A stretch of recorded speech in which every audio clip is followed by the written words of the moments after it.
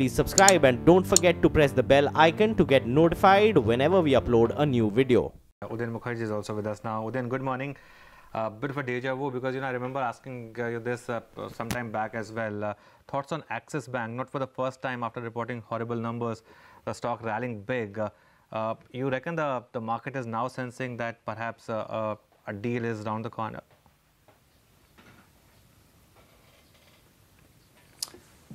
Morning, Anuj. It's possible the way the stock reacted after, as you said, very pedestrian numbers. But it's not the first time that the markets reacted positively after Axis numbers and then realized later that there was more kitchen sinking to be done. But I think it sort of reflects the current mood of the market, that it is not slipping on bad news, and actually stocks which are delivering bad news are going up after the event. This is a classic telltale sign of a market which is trying to go higher at this point. And the Axis Bank was a classic case in point. In any case, I think the Nifty is probably breaking out of the 10,600 zone where I thought it would stop and stall. But Friday's breakout was quite impressive, technically speaking, and has opened the door for more gains in the near term. I think Axis Bank specifically has more trouble ahead. For the next few quarters, you'll continue to see the numbers being poor. But the market's looking beyond that.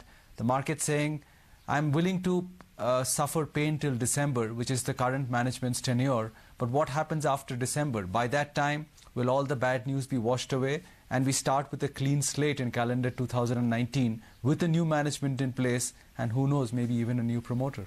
Okay. Yes, promoter we do not know. That might, especially because we are in an election year, I wonder how much the government will be willing to take a call on its SUTI shares and its LIC holding.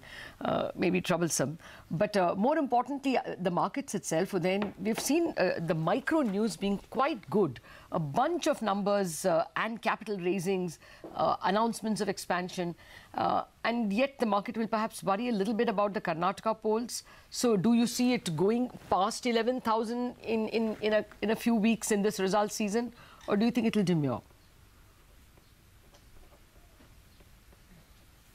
You know, the results are okay and not so okay, Lata, but I think that's not the propellant for the market at this point in time. But I think what happened is a big technical pullback for the market because the shorts of February and March got unwound in April.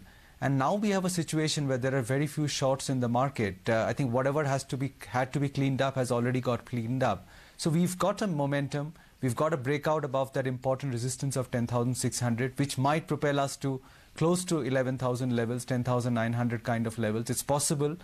But I would watch for volatility again in the May series because April was always going to be a comeback series. But May is complicated, as you said, by the Karnataka elections. We are seeing the US 10-year bond deal flirt with 3%, going higher, coming lower. And that will also have an important bearing on how markets may pan out.